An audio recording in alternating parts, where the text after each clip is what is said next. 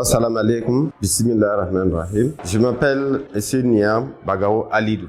J'ai 43 ans, père de 2 enfants. Je suis de la province de la Sicile, dans le centre-ouest du Burkina. Je suis du village de Li, mon village natal. Voilà. Je suis gestionnaire comptable de formation et je suis venu à Soba dans le cadre du travail pour appuyer le président du Soba dans cette tâche. C'est dans ce cadre que je me retrouve ici. Je remercie Allah pour tout ce qu'il fait pour l'instant.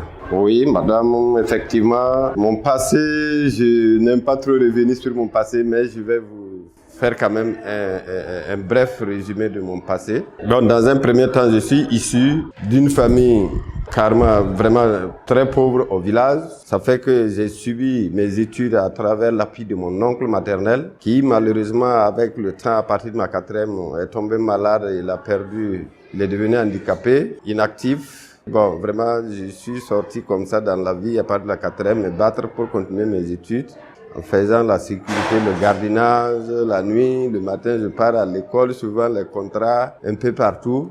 C'est comme ça que j'ai eu mon brevet, mon BP, mon bac. Bon, arrivé à l'université, comme j'étais habitué à ça, j'ai continué je suis allé faire la licence, j'ai commencé à faire les contrats. Voilà, et c'est dans ça avec les projets. Quand ça finit, pour gagner encore, c'est pas facile. Souvent, tu te retrouves au village. Et c'est d'ailleurs même pour ça, les périodes de transition, de projet en projet. Souvent, tu peux taper 1 an, 2 ans à terre, tu n'as pas de travail. Si c'est pas, tu vas retourner au village pour cultiver. Si tu n'as pas un chiffre d'affaires ou si tu peux pas cultiver. Donc, ça a rendu la vie difficile souvent. Avec les femmes, souvent, elles ne supportent pas ça. Bon, ça fait que je me retrouve aujourd'hui célibataire par circonstance. Mais bon, je me dis, tout est une question de la volonté d'Allah. Heureusement, j'ai eu un ami qui est religieux, islamique, très gentil. Il s'est connu au moment où je travaillais. Bon, je suis tombé dans cette situation aussi. Il m'a pas abandonné jusqu'à présent. Et c'est lui qui m'a encouragé vers l'islam, qui m'a beaucoup parlé de l'islam, m'a dit de donner ma vie à l'islam, de serrer, en tout cas, de me mettre dedans vraiment avec foi. Et que, Inch'Allah, que des miracles peuvent s'opérer toujours dans ma vie jusqu'à mon dernier souffle de faire foi. Pour la première fois, l'islam, je l'ai aperçu au niveau du campus, à l'université. Il y a des groupes d'étudiants dans chaque faculté, musulmans, des équipes. Et c'est dans ça, comme on était étudiants, à nos heures libres, partait faire des rencontres, tout ça là, chacun voulait s'insérer dans un groupe. Et c'est dans ça que j'ai d'abord connu l'islam dans le vrai sens. Sinon, je voyais les mosquées de gauche à droite, mais comme mes parents n'étaient pas... Je suis pas né dans une famille islamique, je voyais les mosquées, mais je ne savais pas de quoi il s'agissait. Voilà. Bon, je suis devenu musulman en juin 2021. Juin 2021. Voilà. D'accord. Effectivement, tout ça, c'est à travers l'appui de mon ami Issa. Pendant que j'étais dépassé par les événements de la vie qui m'arrivaient, j'étais trop coincé. Bon, c'est pas un ami de la faculté, c'est un ami, c'est un producteur, mais un maître coranique qui était chez nous. Mais on s'est connu, bon, je sais pas qui est le maître coranique, mais il était trop gentil, on s'est connu comme ça à Léo, chez nous. Donc lui, je ne savais même pas que c'était un professeur de madrasa, mais on s'est croisé comme ça à la gare et puis on s'est connu. Donc on se fréquentait, on a échangé les numéros, on s'appelait. Donc quand il s'assoit, il veut causer, il cause de l'islam, tout ça là. Et c'est en juin, moi j'ai été trop déçu quand ma femme est partie avec les enfants. J'étais devenu seul, je n'avais rien, j'étais découragé, je voulais même quitter ce monde-là. Et il a dit non. Il m'a appelé chez lui, il est venu me prendre, on est parti chez lui, il m'a conseillé il m'a donné des documents islamiques. C'est dans ça que j'ai commencé à apprendre beaucoup de choses à partir de ces documents-là, de lui.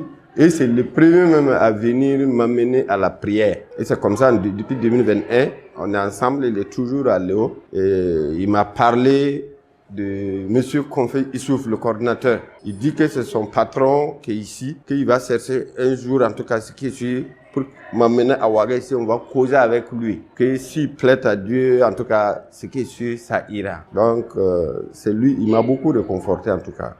Oui. Je le vis comme ça parce que c'est ma situation qui m'a mené dans cette vie. Je n'étais pas comme ça. Mais la perte de l'emploi, je ne l'ai pas voulu. Je fais aussi les concours, les tests, des projets. Si ça ne marche pas, tu ne peux pas obliger. Je repars au village. Mon père n'a pas d'autre chose que la terre. Mais il faut un fonds de roulement pour produire. Je n'en ai pas. Pour bien comprendre l'islam, jusqu'à ce qui me motive à venir me reconvertir, c'est d'abord les documents que Issa m'a donnés quand j'étais sous le socle, avec ce qu'il m'a dit. Il m'a dit une chose que je ne vais jamais oublier. Il faut croire à Allah. Avec Allah, tout est possible dans ta vie. Il ne faut jamais te décourager. Donc, j'ai pris sa philosophie et quand il m'a donné des documents, il y a un document dans lequel il dit que chaque jour, quand je me lève, je dois dire Allah est mon seul et unique Dieu. L'islam est ma religion. Le prophète Mohammed sallallahu alayhi wa sallam est mon prophète. Donc, chaque jour, il me dit que avant de me réveiller, chaque jour, de réciter ça après la prière, avant de sortir, que vraiment je vais rencontrer des miracles. Bon, ce qui fait que je crois à ce qu'il a dit, parce que depuis qu'il m'a conseillé, si je n'avais pas écouté ses conseils et les mettre en pratique, c'est pas sûr qu'aujourd'hui on allait s'asseoir ensemble. Parce que j'étais déçu, mais quand j'ai mis ses conseils, j'ai pris ça, j'ai essayé, j'ai vu une véracité dedans, parce que moralement, ça m'a apaisé. Spirituellement, je sens que mon corps est en train de revenir, parce que je n'avais plus envie de vivre. Franchement dit, à l'heure actuelle, depuis que je suis arrivé ici, je me suis reconverti encore. Chaque jour, j'ai encore du courage qui vient. Parce que c'est pas simple, madame. C'est pas simple. Je vis une vie impossible. Je vis une vie très impossible que je ne mérite pas. Je sais pas pourquoi. Je dors sur une natte, madame. Pourquoi? Je suis en bonne santé, je peux travailler, je ne gagne pas du boulot. Au village, à la terre, je ne peux pas exploiter par manque de moyens. Pourquoi? Que puis-je faire? Tu pars travailler souvent par les gens, on ne te rémunère pas. Parce que les parents sont pauvres. Le pauvre n'a plus sa place dans la société.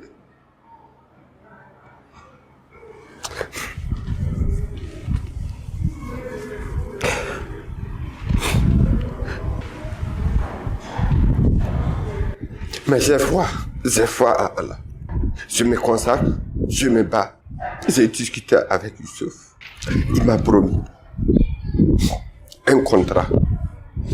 Pour l'instant, je suis dans le bénévolat. Ce qui me fait mal, c'est pas moi-même. Les deux petits, ils n'ont pas demandé à venir dans ce monde. Moi-même, ma situation est critique. Pendant ce temps, ils comptent sur moi. Que puis-je faire? Je peux dire qu'on m'a aidé. L'aide que je demande, ce n'est pas de l'aide financière. Issa m'a aidé moralement. C'est le vrai soutien que je dois. Monsieur Konfé Youssouf, il m'a beaucoup aidé depuis que je suis arrivé ici. C'est lui qui m'a aidé à gagner la maison. C'est lui qui m'a donné, le jour que je me suis converti, il m'a donné un habit, un boubou de prière. Il m'a donné une natte. Donc, je peux dire, il m'a donné des documents aussi pour lire, qui me font beaucoup de bien. Oui, qui me soutiennent moralement. Bon, ce que j'ai vu changer beaucoup, il y a eu beaucoup de choses qui ont changé dans ma vie. Parce que avant que je ne sois musulman, quand je suis découragé comme ça, je ne m'approche pas des gens. Je m'écarte parce que je n'ai rien. Parce que plus au Burkina, quand tu n'as rien, si tu vas dans les milieux, facilement on va t'endosser des problèmes dont tu n'es pas auteur. Donc je m'isolais beaucoup pour éviter. Mais à l'heure actuelle, je prie avec les gens, je cause avec les gens, et quand on s'assoit, on a toujours des thèmes qu'on aborde qui rentrent dans le domaine spirituel, et moi, qui touche ce que je vis, et ça me réconforte beaucoup. Il y a toujours des solutions. Chaque jour que Dieu fait, je gagne toujours un plus qui me réconforte moralement. Voilà. Donc, je peux dire que tout ça là, en tout cas, c'est un soutien moral. Le fait d'être dans un milieu où tu peux échanger, tu vois que les gens ne restent pas, ne t'isolent pas parce que tu n'as rien, ils se montrent pas différents de toi. C'est déjà une fierté à moi. L'islam m'a fait une célébration. Je suis en train de regagner ma vie, de rentrer dans ma peau intérieure. Bon, je vois que il y a une positivité en tout cas. Il y a une positivité. En tout cas, par rapport à avant, ça se compare pas. Depuis que je suis devenu, je me suis reconverti, je souffre, mon âme même, je sens que mon âme s'approche de moi maintenant. Voilà. Donc, c'est ce que je peux dire. Et une fois, parce que je sens que je suis en train de vivre, de rentrer dans une vie que je souhaite. que je souhaitais depuis. Donc, cela m'encourage beaucoup encore. Voilà. Ça me manquait. Si j'avais su ça là depuis, moi, je m'étais converti il y a des années. Et à l'heure actuelle, j'ai appelé mon père et ma mère. Je les ai dit que moi, je vais venir. Ils vont devenir tous musulmans. Ils sont tous vieux. Ils sont au village.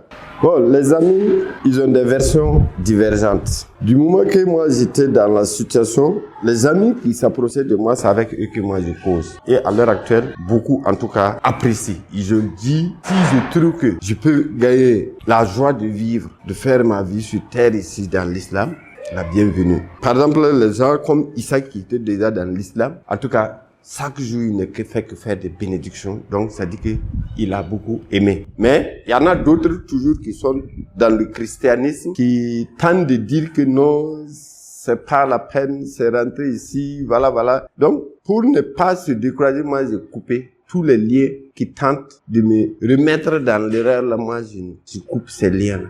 Moi, ma propre famille, mon père même aujourd'hui, à cause de mon changement de truc, lui-même, il est content. Il a décidé à ce que moi et tous mes frères là, de gourer pour qu'on puisse tous se reconvertir dans l'islam. Avant l'islam, je m'appelais Bagao. On m'appelait Niam Bagao. Je partais souvent à l'église, puisque même là-bas, je n'étais pas un pratiquant parce que c'est pas tout le moment que j'étais fréquent à l'église. Et je suivais les amis chrétiens, on se baladait partout. À nos heures libres, on partait toujours à l'église et autres. Mais avec les événements d'emploi, de chômage accru, de situations matrimoniales, de perte de femmes, de me mettre à l'écart de mes enfants dont j'aime beaucoup. Bon, j'ai fini par demander des prières au niveau de l'église catholique en vain. Ils ont prié en vain, mais sans succès. Mais bon, j'ai fait le demi-tour au village. Parce que là-bas, au moins, c'est mon père qui est là, ma mère, ils sont tous vivants. Même s'ils sont très vieux. Voilà, ils ont la terre. Je suis allé faire quelque chose un peu. Je cultive à mes moyens avec une daba. Je n'ai pas mon autre moyen pour cultiver. Parce que la production, c'est devenu les moyens aujourd'hui. Mais là-bas aussi, c'était compliqué puisque je n'ai pas de ressources même pour m'alimenter pour produire. Bon, donc, ça faisait que le passé au franchement dit. Je peux dire que mon passé là, je n'ai pas beaucoup, je n'apprécie pas ça beaucoup. Mais par rapport au futur, après, comme ça, je sais pas encore, ça n'a pas pris du temps. Ma conversion, je n'ai pas pris du temps, comme ça dépasse pas à peine 1 ou 2 mois. Voilà, maintenant, à l'heure actuelle, où je suis devenu musulman, je sens qu'il y a de ces pratiques que je ne fais pas, et je reste non seulement il y a la propriété. L'islam, j'ai constaté que la première chose que j'adore beaucoup, tu restes permanemment propre toute la journée. Ça, c'est déjà quelque chose de bon. Oui. Parce que, à chaque heure, il faut rester propre pour aller à la prière. Avec les 5 prières du matin au soir, tu restes propre. C'est déjà bon pour l'hygiène du corps qui va te procurer la santé. Ça, c'est un. Plus tu as la santé, tu as une longévité. Donc, ça, c'est déjà quelque chose que j'apprécie. Ça me donne des conséquences directes. Parce qu'avant que j'étais chrétien, tu peux quitter le service comme ça, ou bien t'asseoir en ville comme ça et puis te lever aller à l'église. Dans l'islam, c'est pas possible. Il faut repartir, te laver proprement, changer des habits propres pour pouvoir aller louer Allah. Donc, je fais cette comparaison déjà. Je trouve que on n'a pas besoin d'apprendre ça à quelqu'un que de choisir. Voilà. Donc, ça fait déjà un aspect qui... Bon, deuxième aspect, il y a les règles d'enseignement, les documents que j'ai. J'apprends chaque jour beaucoup de choses nouvelles qui m'occupent. Par exemple, les documents que le coordinateur m'a donné, chaque jour à mes temps libres, quand je suis à la maison, d'ailleurs même comme je suis seul, ça devient mes compagnons. Je les lis. Avant, moi, je ne lisais pas trop la Bible. Je n'avais pas trop l'amour de la Bible, malgré que j'avais choisi. Mais je sens que ma passion est devenue la lecture. Par exemple, des documents que le coordinateur m'a donné. Il m'a dit de lire. Après, quand je vais finir ça, il va ajouter d'autres. Bon, c'est des guides pour comment apprendre l'islam. Des guides préliminaires. Comment il faut faire les ablutions pour rester propre avant même d'aller en prière. Comment il faut se positionner pour prier. Après la prière, les sourates qu'il faut réciter pour pouvoir faire une prière. Par exemple, Ashahadu, Alhamdu, Kul Allahu. Bon, c'est des trucs que j'ai bossé, j'ai déjà ça.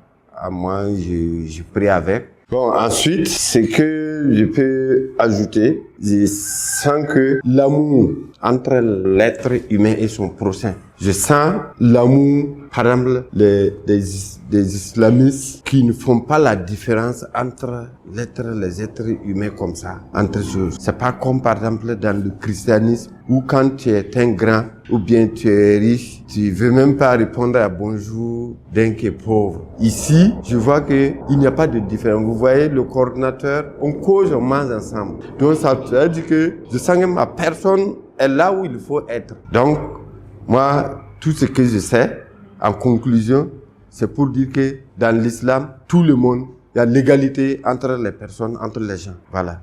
Ce qui est important encore que je puisse souligner, je sens que quand on est musulman, on est appelé à des devoirs au nom d'Allah. C'est-à-dire, il faut agir envers ton prochain, tout en mettant Allah devant.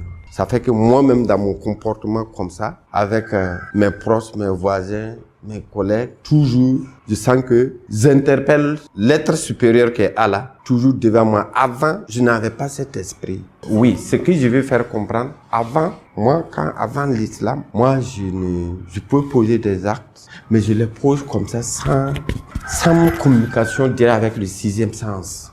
Avec l'être suprême. À l'heure actuelle, quand je veux poser un acte, avant même de dire Bismillah Rahman Rahim, je pense d'abord que j'appartiens à un être suprême. Voilà, je me sens appartenir à quelqu'un. Et que je lui demande toujours la voix avant d'agir quand je veux poser un acte. Des choses dans l'islam ou dans ma vie d'une manière générale, je sais pas.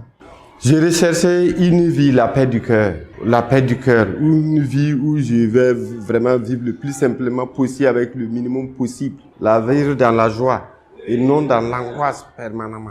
Voilà. Bon, les paroles du prophète que je retiens qui me fait sourire, c'est le fait souvent de dire que celui qui croit en Allah ne pourra jamais avoir de difficultés, surmontera toujours ces difficultés. Et j'ai lu dans les documents que le coordinateur m'a donné, ils ont dit dans un paragraphe là où celui qui croit en Allah et qui a foi et qui s'y donne vraiment va surmonter tout dans ce monde entier là. Même les montagnes, il pourra déstabiliser s'il veut. Parce qu'il aura tout le pouvoir qu'il lui faut. Rien ne pourra lui venir à mal aussi. Donc, moi, j'ai vu ça. Parce que depuis souvent, moi, j'avais des maux de tête, souvent des maux de ventre. Vous voyez ma tête même comme ça là. C'est devenu blanc, c'est les soucis. Voilà. Mon petit frère mon grand frère là-même n'a pas de tête blanche d'abord. Mais c'est les difficultés, le fait de ne pas dormir. Mais à l'heure actuelle, depuis que je me suis converti, après la prière, je pars, je lis, je dors bien. Donc, déjà, c'est un enthousiasme. Je sens que je vis maintenant. C'est une renaissance à nouveau. Voilà. Ce qui m'a convaincu de devenir musulman, c'est d'abord, comme je vous l'ai dit au départ, d'abord, j'ai regardé entre les deux, là où j'étais, le christianisme. Et puis, comme je causais aussi avec mon ami Issa qui était islamique déjà, et qui m'en parlait beaucoup aussi de l'islam. Je lui regardais souvent quand je parle sur lui, il est en train de prier, ça à tout moment je vois. La propriété même comme ça, là, déjà même c'est quelque chose qui m'a plu beaucoup. Et sa manière de vivre, ses actions qu'il pose, j'enviais. Tu vas jamais voir Issa triste. Oui. Il est toujours, tu le vois gai. Et je voudrais être comme ça. Je ne veux pas vivre toujours avec des problèmes dans la tête. Donc, lui, quand il lui demande son secret, il dit c'est Allah. Voilà. Donc, voici une motivation qui m'a amené, surtout, à m'intéresser d'abord même à l'islam, quand bien même j'étais chrétien. C'est la première réaction comme ça. Il m'a beaucoup marqué à travers son comportement là, de joie. C'est pas quelqu'un qui est riche. Il n'est pas riche. Non, Issa n'est pas riche. Il n'a pas les moyens. Mais il est toujours heureux. Et c'est cette vie, moi, je voulais être aussi comme lui. Être joyeux, content. Bon, la belle vie pour moi, c'est pas l'argent, pas les moyens. Mais vivre avec la paix, la joie du cœur. Voilà. les difficultés que j'ai rencontrées depuis que je me suis converti, je ne dirais pas que j'ai rencontré des difficultés. Au contraire, j'ai rencontré, en tout cas, c'est des défis devant moi que grâce à ma conversion même j'ai pu surmonter. Parce que avant, les problèmes que moi je vivais, c'était le minimum vital. Bon, le conseil que moi je vais lancer à tous mes amis, parents et connaissances, c'est de dire aux uns aux autres, l'islam n'est pas une religion qui doit pour faire du marketing. Il faut le goûter pour comprendre sa bonté. Donc, si tu n'as pas vécu des difficultés même dans ta vie là, tu peux pas comprendre que l'islam il ne se compare pas aux autres religions. C'est pas une histoire de vantage. Moi, je le vis. Et à l'heure actuelle, je suis en train d'amener toute ma famille et même tout mon village. D'ici la fin de l'année, ils vont se convertir. J'ai dit à mes petits frères de ramasser des cailloux, on va faire mosquée. Ramasser des cailloux, on va faire une mosquée devant notre cour. On va tous se reconvertir. Et parce que on va revoir, en tout cas, à nous, un changement positif pour au moins terminer le reste de la vie là, dans la joie, en tout cas avec sans vivre de permanent dans les soucis pêle-mêle. Voilà. Donc c'est ce que moi en tout cas c'est ce que je lance à tous mes amis. Je vais les conseiller de venir vers l'islam parce que